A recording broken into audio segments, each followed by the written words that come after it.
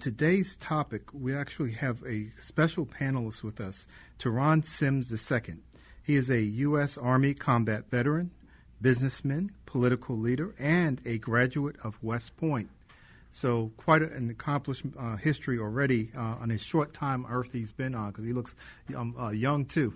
So I think he has a lot more to go. So he is here to discuss the Republicans' direct attack on the Voting Rights Act, how it will directly affect military family members, their ability to vote and to participate in the democracy they fought to defend. How are you doing? Well, sir, good to see you. How you doing? Good. Yeah, so tell us more about this, because I know that this is happening in Georgia. We always hear in the news all the things that are happening across the country, that it's actually happening in 43 states, I think, across the country. But, tell us a little bit more about this. Yeah, I was just getting ready to say that, sir. Right, so there are 43 other states that are putting in additional legislation in an attempt to infringe, stymie, hamper, make it more difficult for we the people to vote. This really started, I wish I could remember the year, not too long ago, let's say about 5-6 years ago, when the Voting Rights Act lapsed and it didn't get renewed with another vote in the Senate. And Chief Justice Roberts stated that it was okay, quote unquote, for pretty much the majority of southern states and some of the Midwestern states to not adhere to certain aspects of the Voting Rights Act. Yes. The 1964 Voting Rights Act that created certain checks and balances for the states to ensure that they weren't infringing on people's right to vote. In this case, Black people, the spirit of the legislation. And so North Carolina was the first that led the way in making it harder for people to vote. And so now, in the present, 2021, Georgia Republican leaders are, I hate even saying it to an extent, but throwing a hissy fit, right? So the voting laws that existed in Georgia were crafted by the Republicans. Black people being as ingenious as we tend to have to be because of our history, we're able to work around their rules, and we won the White House in Georgia. We won Warnock and Ossoff Senate seats in Georgia. So now, they took a look at their rules, and since they realized that we figured out how to beat them with their rules, they've got to make up new rules. Right. in an attempt to stop us from beating them again. Yeah, that's ridiculous, So if you don't like the outcome of the game, change the rules, huh? Right, pretty much. Yeah. That's exactly what's happening. So why is there so much of an infringement? Because we have this, democratic system that was set up so that we could fully participate in government as citizens, right? So the elected officials are really our workers. We're the ones who put them in office. We're the ones who pay the taxes that pay their benefits and their salaries. So they are actually our workers. And, right. For them to be working against us seems to be unconscionable. I can't see how they get the right to work against those people who are actually put them in office and are supporting them. And it's a question about whether you should stay in office if you're the one that actually is participating in abridging the rights of citizens. And when you do it with veterans, it's particularly egregious, right? Because you're a combat veteran, right? Going into Iraq, Afghanistan, and going to those regions is no easy task, and you have to have a lot of guts and courage to do that. So coming back home to have your right abridged, and the family members that you were overseas fighting for, and the other citizens having their rights abridged, is really a horrible thing. It's almost tantamount to January 6th siege on the Capitol, right? Right. And so, if you look at our active duty members and their family members who a large number of them vote absentee, right? Their rights are, the infringement is threatened because generally there's like a grace period. So let's say the absentee ballot is postmarked on election day, then that ballot will still get counted. Mm-hmm. But now it's up in the air if their absentee ballot is going to get counted. And, if I'm a Georgia resident, we'll just use Georgia's example since they're the ones in the headlines right now. But if I'm a Georgia resident and I'm stationed, pick a place, Fort Lewis, Washington, right? Mm-hmm. Right. And I'm not watching MSNBC and CNN all day, I'm not knowing that there's no way for me to know that the law has changed, right? And so let's say I get my absentee ballot, right? Let's say I'm proactive, because I think now it's illegal, or they're trying to make it illegal for certain parties to mail you an absentee ballot. Let's say I get mine and I go vote. Using it, it's not guaranteed now that my vote's going to count. Right. That's just horrendous, right? And you take the time to vote because it's your right and it's your duty as a citizen, to make sure that we are, holding elected officials to be accountable to the things that we are demanding as people. Because it was really, the Constitution was set up so that no one, and even George Washington realized that, right? He, I think he did 2 terms, and they were trying to get him to do a 3rd term, and he said, absolutely not, because I'm not a king or a dictator. And, right. And that's, so he realized that this whole thing was about the people. And I remember, I was a director for the Illinois Department of Public Health, and one of the legislators asked me one time, and it was, shortly after I had gotten in office, they asked me, they said, this thing is so, you have so many things to contend with. He said, what made you come and join this thing? And I said, there are 3 words.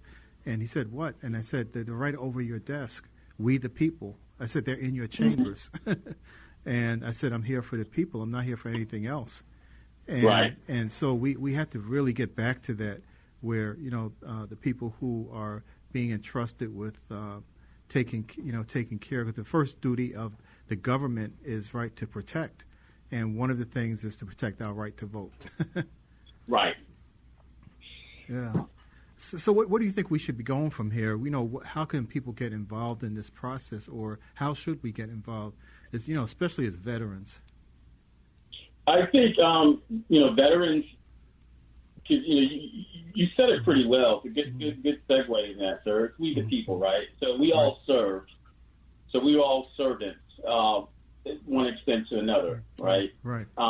Whether it's serving our soldiers, our subordinates, or leadership, right? Or with you being a medical corps foreman, friggin', wounded soldiers and so forth. And so I think veterans, because we're all civilians now, need to find a way to continue serving. Right. Yes. Yeah. Whether that means if you're a parent and joining your kid's PTA, or becoming politically involved, however you would want to define that, or your local civic organization, or the NAACP, you name it. But I think veterans need to serve.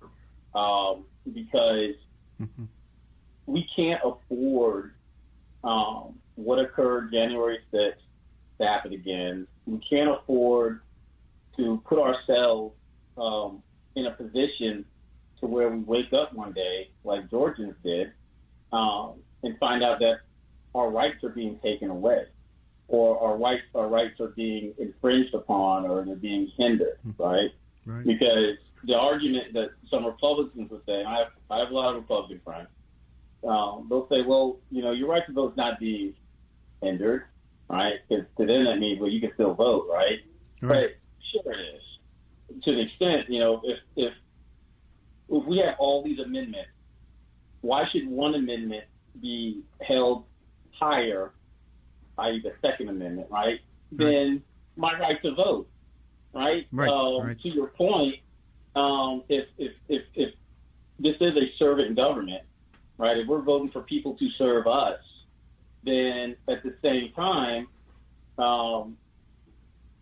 we should be making it, however the we is defined, but I guess in this case elected officials, making it as easy as possible for people to vote. Yes. And if there are already systems in place in which people are comfortable when it comes to them voting, then those systems shouldn't be removed. If anything, they should either be improved upon or used as an example in other states. That's right. Yeah, absolutely. We should be, making sure that that this is something that people are, intimately engaged in. It's an issue because now we're even into the time period where we're talking about, civil rights. We're talking about, institutional racism and all the other issues that are going on. And this is a basic right. I mean, it is, without being involved in the voting process, which is that the forefathers of this country found it was, and they had said no taxation without representation. No law should be passed without representation of the people, and that's how we got away from things like the original British rule. We got away from people like the dictators that many of us have been on the battlefield defending against. And, so in Iraq, we had Saddam Hussein, right? And we have, dictators still like Putin in Russia. And we have dictators all around the world. And we cannot afford to have dictators here. And there's some arguments about whether we've had one already or not. But we need to be on constant guard against something like that. Yes, sir. Yeah. Yeah, and I think to your point, the only way we can do that is if we're out there in the community. Yes. Right? Because if we're just, we're talking about veterans, if we're just going to work and coming home, or going to work and going to the bar, coming home, or going to work and going to play basketball and going home. Right. And somewhere in there isn't that connection with the community, however that community is defined, then we're not going to be aware of the egregious changes that are occurring around us. And then we wake up, and again, just like Georgia. That's right. I mean, I would say that Georgians are awake now, but 2 years ago, 4 years ago, when those individuals were elected to office who are now changing their laws, they weren't awake then. Right. Right. Yes. So now it's incumbent upon people to take this. We got punched in the mouth. Okay, I'm awake. I'm alert. Yeah. Right. And now it's time for everyone to take some form of action and be proactive in shaping our society in the manner in which we feel it ought to be. Right. That's right. Yeah, and in Georgia, I guess all the legislators are down there pushing people, to contact their elected officials, congressional members and senators and all, the congressional members that are actually right now looking at these things. And then we had even a legislator being arrested, right, knocking on the door of a chamber, and that was just I saw some images of that happening, and what they did was they put that right next to people knocking on the door of the Capitol, right, on January 6th and smashing windows. And none of they didn't seem to be arrested, or there was no real resistance against them actually entering the building and taking over seats. Nothing substantial. But so we really have a long way to go and start thinking about what these things mean. And it's back in towards the time there was a rabbi who once said it was during the Nazi regime, and he said they came and they took this person who was across the street from me, and then they came I'm just paraphrasing, but they came and took the man who owned the grocery store, and then so no one spoke up, and then they came and they took the little girl on the street, and no one spoke up, and then they came to take me, and there was no one left to speak up for me. And right. We have got to get out here and make sure that every citizen, every voting person has the right to actually vote. And that's just a basic premise. And for those people who are, voting against people having votes, there's a question about whether they should be remaining in office. I mean, my personal view is that if you want to abridge my rights to vote, then you don't need to be sitting in that seat. I fully agree. I fully agree, because they are definitely are not afraid to let us know who they are. That's right. With respect to what's in here and how they feel about us. Yeah, and it goes back to what you were saying about the Second Amendment. So they're more vocal about taking away assault weapons than they are about taking away the vote. Right. Yeah. Which makes they want to make it much easier for us to go buy an assault rifle than to go vote. Yeah. Which makes no sense. None. And right. actually, I wrote something when I was in the Naval Postgraduate School, but we had this little debate. And the way I won the debate was because I was saying, about, these assault rifles where people are doing mass shootings. We need to have better control over them. And I brought up the issue about, one of the things that was banned back in the 1950s, it was the use of a switchblade knife. And I said, so we banned a switchblade knife, and everyone thought it was too much of an assaultive weapon. So they actually passed laws and got rid of it. So now switchblade knife is illegal, but an assault weapon isn't. Right. So it doesn't make any sense at all. And brass knuckles. And brass knuckles. Yeah. But, so, it's just the people who are making these laws need to start thinking about their logic and, and not being a gathering of psychopaths. I'm not going to go into the initials for that, but. I hear you say.